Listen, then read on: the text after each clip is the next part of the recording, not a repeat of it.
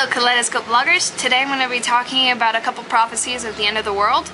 I had to do an essay about that last night and it was vastly interesting, and unfortunately I won't be able to put all the information that I had in that essay in 4 minutes, but I will talk about the two ones that definitely stood out the most.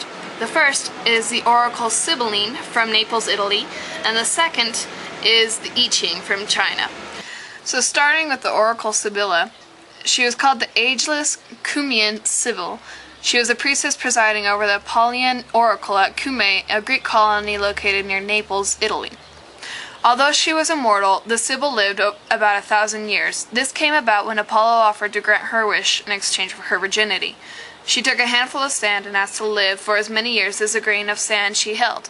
Later, after she refused the god's love, he allowed her body to wither away because she failed to ask for eternal youth. Her body grew smaller with age and eventually was kept in a jar. Eventually, only her voice was left. The Cumaean Sybil wrote her prophecies on oak leaves, which then were able to be scattered in the wind, and when people tried to put them back together, the prophecies ended up being very confusing and difficult to interpret. That is why a lot of the prophecies that she says either didn't come true, or they were just unable to interpret them. But there was one that did stand out, that I guess we could interpret as a prophecy of the end of the world.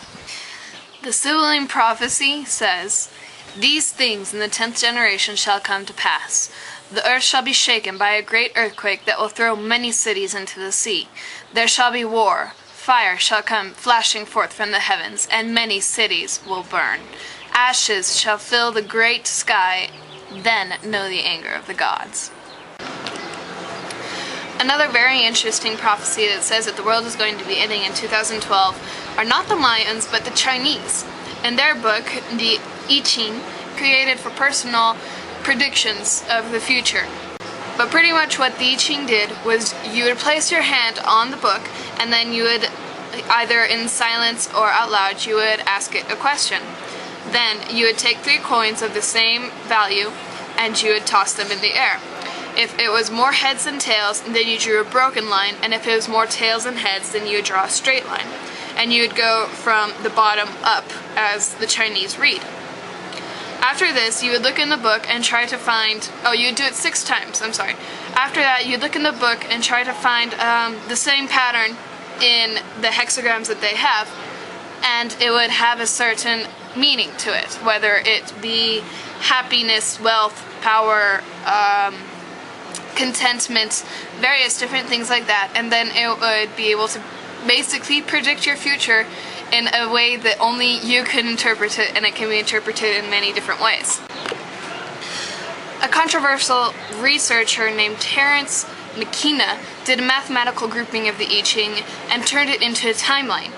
He started with a time wave 0 and then went on until all of the 64 different combinations that could happen were through with, and the very last day that he landed on was December 21st, 2012. At that point, he didn't even know that the Mayans had actually prophesied the whole 2012 thing, and so he truly believed that there was something prophetic about that date, but he never really said what.